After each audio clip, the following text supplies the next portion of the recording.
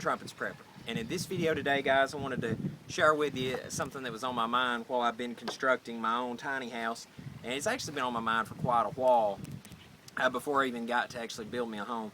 But that is that I really feel that little tiny houses, you know, this is the arc of the last generation, because it gives you the flexibility of not owing somebody for a home, and it also gives you mobility, and it gives you a safe haven. And especially if you have a hidden, tucked away place to put it, it gives you somewhere that's out of sight and out of mind. You know, in Noah's day, he had to build an ark. I really think that in our last generation, we just need, our focus needs to be to have us a safe place of refuge. Now, that can be with a tiny house or without. I just think the thing with a tiny house is that it gives you a home. You know, when you walk into an RV or a camper, you just have that, well, RV or camper feel.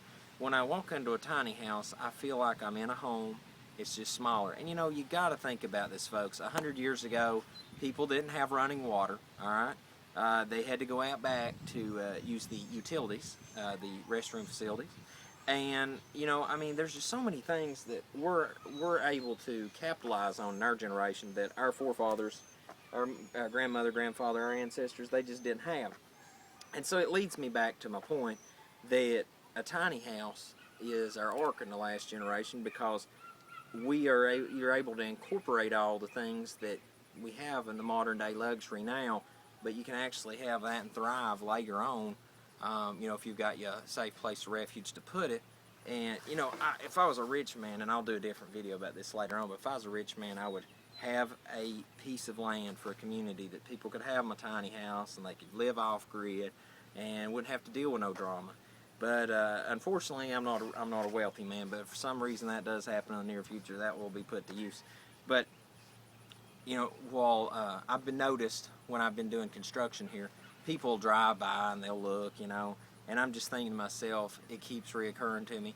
You know, Noah kept building an ark, and I'm sure it didn't rain at all because the earth was watered from the ground up, the best I could gather from scripture and things. So all these years, people's driving or going by and staring at him like, "What in the world are you doing?"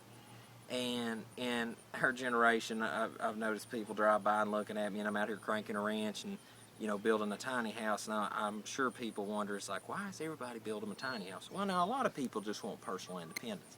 And there's nothing wrong with that. I think that's something so lacking in our generation, especially in my age group, the generation that I belong to. But, you know, all these people are probably looking and thinking, and what you need to be doing is getting you a safe place. What you need to be doing is having you a shelter, whether it's a tiny house or not.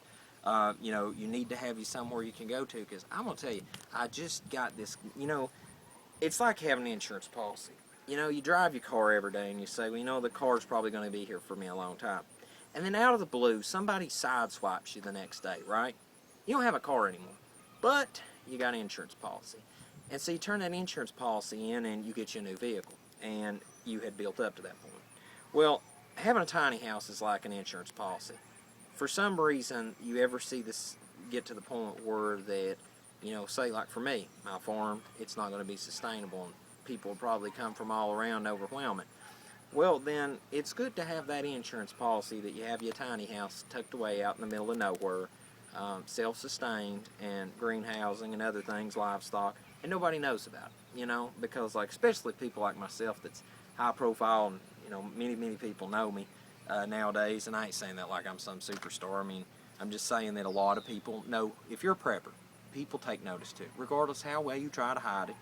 And I'm especially starting to notice these things with doing off-grid contracting for people, as people try to be very private about it. But at the end of the day, there's always people that know what you're doing. They take notice to your tendencies, to what you buy, to how you come and go. I'm serious, people. You just can't hide that stuff. So it's good to have an insurance policy. So that's why I've told people in the past, you get people to think you're doing this. You do this, but in the end game, you go completely left field, and they never seen it coming. Blindside them. That's exactly what you can do with having a tiny house. Is, you know, I could build this, pull this off in the middle of nowhere, park it where I need to on somebody's land or whatever, and forget about it. And when the time comes, one day, old Lukey boy, just disappears like that, and the next thing you know, you never see me again. I'm off doing my own thing off grid. And you say, well, you can't do that, and that's not possible. Actually, I'll tell you, it's so interesting. It is very possible nowadays to go off grid to the point where that I seen recently this Alabama man. Another thing that I think is really important to bring out in this video, that why it's so important that tiny house is an art to us, is the guy had a small trailer. It's not a tiny house, but it was a small trailer. And him and his wife lived in it in Alabama. Well, the city, I think it was the city that sued them and the utility company, and then got their house condemned because they said that it was unsafe living conditions. Why? Well, the guy had his own off-grid water. He had his own off-grid power. And you can imagine off-grid, off-grid, off-grid. He was probably one of those people that would, if he was nearby, would have been my customer to help me get him off-grid. Well, anyway, they condemned his home. I think they even fined him. They sued him anyway, and so what did he do? He went back out to his land, and where it's standing right now, I'll get you a link to the article in the video description below. But where it stands right now is, I guess they're still trying to evict him, and the news people went to the local government and to the utilities and asked the question about it, and of course they gave no comment. But if you're careful, you know, with how you go about things, the thing that I would promote for the tiny house movement is this, is right now with all the strict rules and the guidelines and all the BS drama that goes on with building homes, especially even with remodeling, with what I do, like for people with off-grid contracting, you always have to worry about, you know, getting a build permit and pulling this and paying this. Well, the thing with a tiny house is it skims through most of the building standards. It skips through in the gray area on a lot of the codes. It skips through on insurances. There's just so much that you don't have to exist on a piece of paper. You don't have to submit to some authority on. It's yours. It's small, but it's yours. And government officials are, honestly, they're idiots. Most people are, especially when it comes to just going off grid, most government official people, they're stupid. And praise the Most High for it, because it gives you an opportunity to do the things you want to do. And if you look into building a tiny home, if you just think about the cost comparison to so many other things, I mean, ladies and gentlemen, for what you would spend on even a decent camper, you can build you a decent tiny home, a very nice tiny home, which I'm going to prove through my building series right now. I don't have much invested at all, just even in the framing, and I plan to do that through every step of the process, if at all possible, nickel and dime. But we're getting so cramped and so squeezed nowadays. You know, it's like some states you can't have a rain catchment. Some states you can't, like Florida, you can't be off-grid without being still hooked to the utility company. I mean, you have to have a line around your house. It's just all this crap that with a tiny house, if it's since it's portable and not connected to the ground, then you can park that out there. They don't know it. You can buy a piece of undeveloped land that's unrestricted. You park your house. Next thing you do, you put your portable greenhouse. You put all these little things out there that doesn't have no connection to the grid, no connection to the land, and it doesn't exist on paperwork. It doesn't exist by their standards, but it does exist, and it gives you what you need. And at the end of the day, that's all that matters at the end days. You know, I cannot overly stress to people, I don't prep for a freaking snowstorm. I don't prep, you know, because that there might be a flood. That can happen any given day. I mean, shoot, honestly, if I was going to prep for anything, I'd prep for darn tornadoes, because, man, the weather's just so crazy, even in East Tennessee these days nowadays. But it's like that Dos Equis commercial. I'm telling you, I don't always prep, but when I do, it's for the 7 trumpets of Revelation. Said it before. And so at the end day, you don't need a castle when the end days come. Those people that have these immaculate homes, the $70,000 bass boat, the $40,000 car, and they ain't got a bit of preps put back on the shelf, they're all going to die. And if you invest what little you have, you downsize, you do the smart thing, you do the wise thing with what little time we have left, you have a really good running shot at having you a safe place later down the road. And we might die tomorrow. I might die of a stroke tomorrow. I hope not. Pray for me. I don't want to die of that or have any health problems. I don't want anybody to have health problems. I want us all to live to see the new kingdom come and hopefully make it in. But small is what we should be focused on. Economical.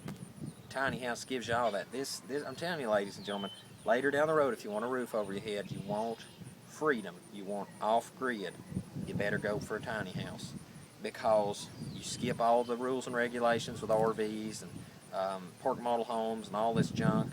You skip all the rules and regs with a regular home. You don't have a footprint.